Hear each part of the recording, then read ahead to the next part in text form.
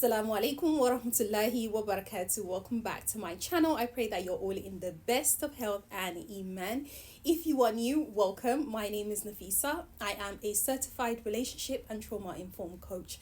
I help women to heal after toxic relationships and or avoid them altogether. So if you're interested in being coached by me, you can find me over on my website, which I will leave linked in the description box down below. Also, you can find me on Patreon, where I help women to build their feminine side so that they can be the soft women that God designed for them to be. All right, ladies. So today I want to talk about a topic that I haven't spoken about for such a long time. And if you followed me right from the beginning, you will know that I think it's coming up to 7 years now since I've started my YouTube channel. I think this December will be the 7th year. Or 8th. No, it's probably 7th. Yeah. And so one of the first few videos I ever made on YouTube was my hijab story, how I started wearing hijab. Now, if you're wondering, no, I am not a convert or a revert. I'm a born Muslim. My parents are Muslims, my grandparents, my great-grandparents, okay, lineage of Muslims. However, I wasn't always wearing hijab growing up as a little girl. So I got to a certain stage where I started to wear hijab. If you want to know more about that story, I'll link it in the description box down below for you. You can watch that video. But currently, I have a couple of sisters in my programs and also that I'm coaching who are going through a transition of trying to wear hijab more regularly, and they're trying to get themselves accustomed to the hijab. So I thought, a video like this could be helpful to them, as well as any one of you out there who is also on a hijab journey and you're just really maybe struggling a little bit. Okay, girls? All right. So let's talk about 5 steps towards empowering your hijabi identity. Step number 1, embrace who you are fully. Okay, I know that's easier said than done, but you know what? Your hijab is part of your identity. However you're currently wearing it right now, the fact that you've made the intention to start wearing it. And by hijab, I don't just mean covering your hair with like a scarf.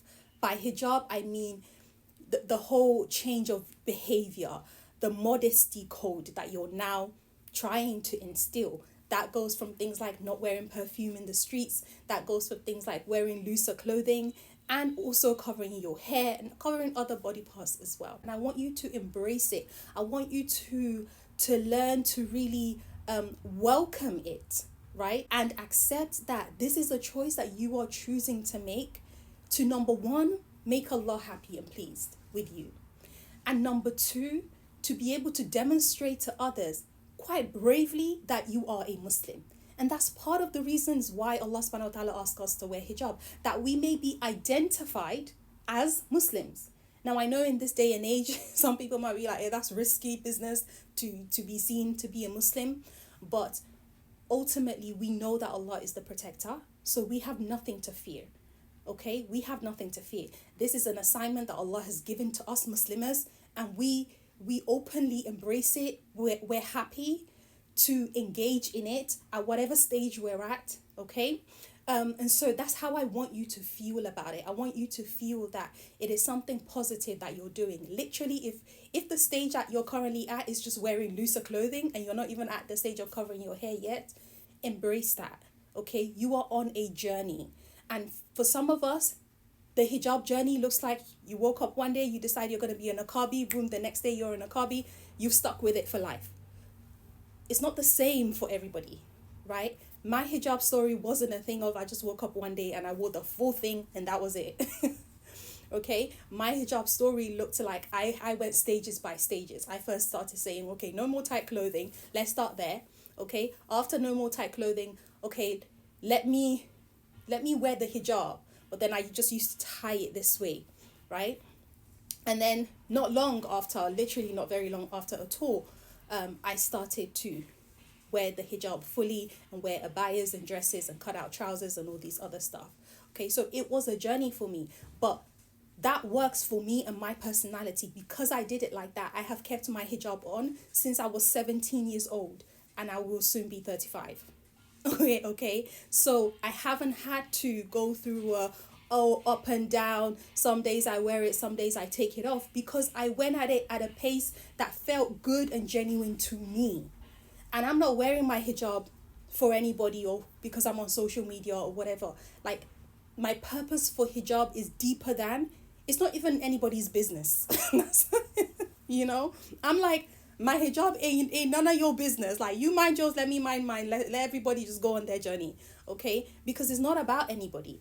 And that's part of embracing the hijab, is knowing that this isn't about other people. This is about me. And you know what? Once you learn to accept it and learn to love it, whatever stage you're at, and have the intention of building and continuing to push yourself to build, once you do that, other people will learn to respect you.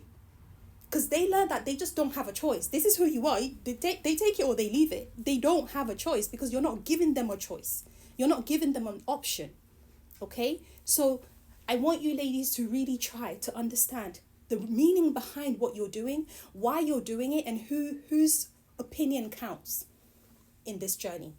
Because as a woman, a lot of people are going to give you their opinions. Those who agree, those who disagree, those who thinks it's not enough, those who thinks you should be doing the most, right? This whole hijab thing, it can get so deep, literally. The only time you're doing proper hijab is when you disappear off the surface of the earth, okay? Because a woman, so much about her could be her aura, okay? So there's always levels. There's always levels that you can build towards this thing. But please, learn to accept it and love it for you, so that others know that they have no other choice but to accept it.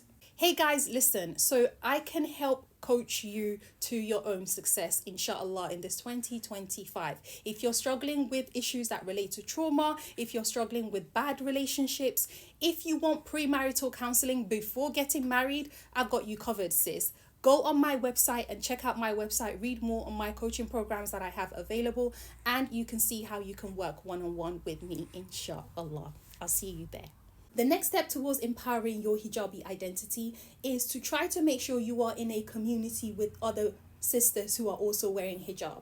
And that could be in a community in real life, meaning in your masjid and things like that you are attending regularly, or online. There are also online communities, right, where you can follow pages where they share hijab styles. We'll get to the hijab styles in a minute, but where they share maybe hijab styles and ways of wearing hijab, or like, you know, they promote other sisters who wear hijab. Or for example, in my feminine community, we have a WhatsApp group, and sometimes sisters ask each other questions relating to hijab and things like that, where they can find good ones to buy and stuff like that. So they have that support of other sisters who are also on that journey, right? And so it's communities like that that you're going to need, because sometimes it can feel quite lonely depending on where you live and the population of Muslim around you, or lack thereof.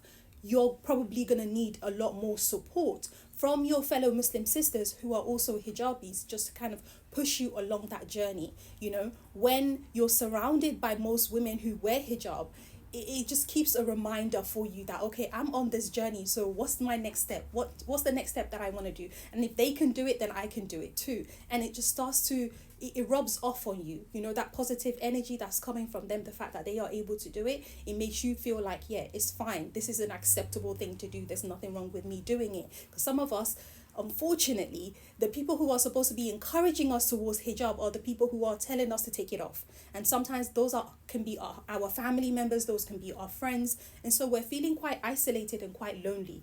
And yes, even though that shouldn't be the case, because you should only care what Allah thinks, but we are human beings and we are influenced by other people.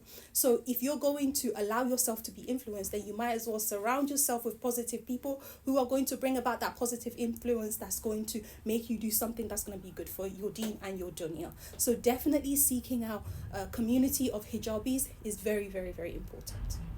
Next thing I want to talk about is something that I mentioned earlier on with regards to style. And I want to say you should try to cultivate your personal style with caution. With caution, because Instagram has taken this whole game. Like, I swear, there were a number of years that I just was not on Instagram because I seriously disliked that platform. The fitna, the fitna that is on this Insta. Sisters, when I say cultivate a sense of personal style with hijab, I just mean wear your hijab, do your best to do it in a way that is still in line with the deen, but try to, you know, experiment with styles that you like, experiment with fabrics that you like and you enjoy, but please still remain covered, because unfortunately, the style part has completely diminished the purpose of hijab. So much so that there could be somebody, quote unquote, wearing hijab on social media, but I can literally I can see your belly button. Like, that dress is so tight, I can see your belly button. I know the shape of your belly button because of how tight this dress is. Like, you're literally wearing a freakum dress. Like, sis, you're overdoing it. Please, please, please, please. When we try to embrace style, it's more so because, you know what, women will always have a need to beautify themselves. And instead of us just pretending that doesn't exist, we can embrace it, but in a way that still fulfills our deen, right? So in ways of, sometimes you can wear color. If you like blue, instead of wearing black all the time, there's no ruling that says we can't wear color. You just want to be careful. You know, some colors can be quite alluring. But you can experiment with color, you can experiment with fabrics, but even with the fabrics, you also have to be quite careful, right? Because some of these fabrics, especially if you're a curvy woman, they just glue to your body. They like the silky satin silk type fabrics that I see some of these hijabs are made out of. If you're a curvy woman, you want to stay away from those, okay? Because the moment you step outside and the wind blows, it's over for you. You're gonna be doing this as you're walking. You're just like doing this, trying to get it off you, because it's like plastic. It just sticks right to your body. So let's just be careful around this styling thing. But it doesn't mean you can't experiment. It doesn't mean you can't buy a crinkled hijab instead of just the straight one. You can have a chiffon hijab instead of the straight one. You can have hijabs that are designed in places where it's still quite modest, right? But you're not overdoing it. A lot of my hijabs may have designs around the arms or the bottom of the legs, right? Right at the bottom of the legs.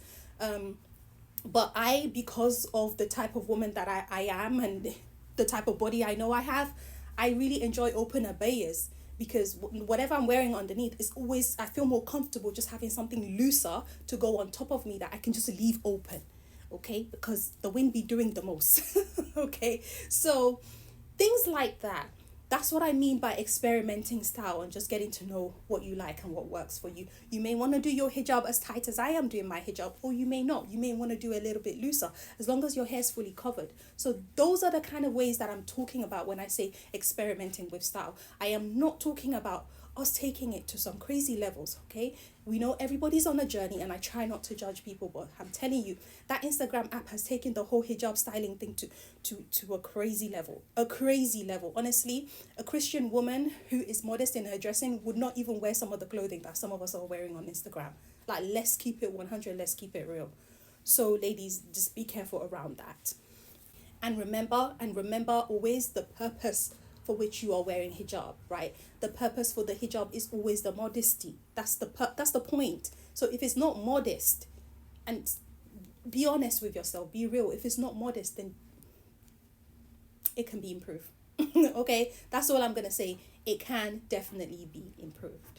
My fourth point is just commit to starting. Like, just start. So many sisters are, I want to wear hijab one day, make dua for me, I wear hijab one day. It's been 5 years, sis. Like, there's only so much my dua is going to do for you if you're not going to put in the effort. Just start. And this is what I'm saying. It doesn't have to be the full shebang, niqab, gloves, everything, socks, all at the same time. Just start making an effort. Just start committing to it. Look at your wardrobe and start saying, okay, how do I want to start changing it now? You know, those trousers that I be wearing are too tight. Let me start wearing the looser ones from now on. Let me start getting the tops that are going to cover my bum. Just start, right? Because I'm going to one day. None of us know when Allah's going to take us. So if you already have the good intention, which is the start, honestly, if you have the intention to wear hijab, I am very proud of you, because in the day and age that we live in, it can be very tough. So I want you to keep that going, but I need you to put the effort in place. Yeah? So commit and just go for it. It's one of those things once you start doing it, you just become accustomed to it, and it just becomes part of who you are. You know, it's suddenly just not such a big deal anymore. We are living in a world where Everyone is talking about their identity and the right to be who they are. I need you to have the audacity to be who you need to be, right? Whom Allah subhanahu wa ta'ala wants you to be. I need you to have the audacity. You've got, oh, subhanallah, you've got people who don't believe in God, who have more audacity to be themselves than you do. And you are the servant of Allah subhanahu wa ta'ala.